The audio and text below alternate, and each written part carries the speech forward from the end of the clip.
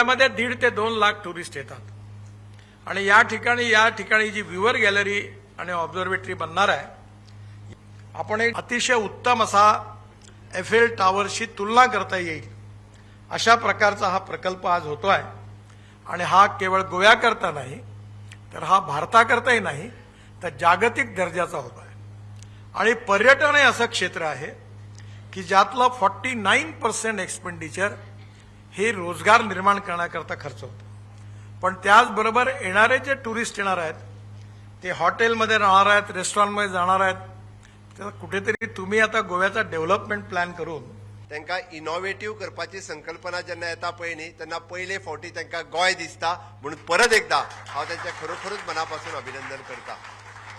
कारण ते सातत्यात वेगवेगळ्यो गजाली जेन्ना जेन्ना मेळटा तेन्ना तेन्ना नवीन आयडिया दिता, नवीन कितें तरी सांगून वता आणि एकदम म्हणजे त्या प्रकल्प गोंयच्या बद्दल त्यांची एक वेगळीच म्हणजे माननीय गडकरी जी गेली 30 वर्सां सातत्यात राजकारण म्हणून गोंयांत येता, म्हणजे भारतीय जनता पार्टीच्या सुरवातीच्या कामापासून तो आयज पर्यंत त्यांचो लागचो संबंध आसा आणि ताकाच लागून तांकां गोंय हे महाराष्ट्राच्या पेक्षा चड लागींशें दिसता म्हणून हांव तांचें मनापासून अभिनंदन करता।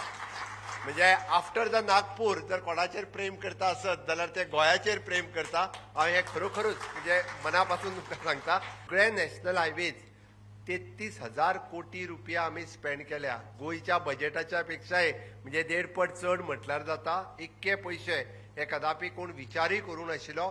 फक्त आणि फक्त 2014 पासून ते 2025 पर्यंत 11 वर्साच्या कार्यकाळात 33,000 कोटी रुपया हे गोंयाक संचालित केले।